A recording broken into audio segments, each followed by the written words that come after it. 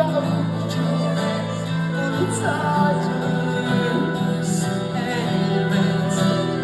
Bu şimdi bu sonbahar artık sana emanet gidiyorum. Yolcu et unutacağız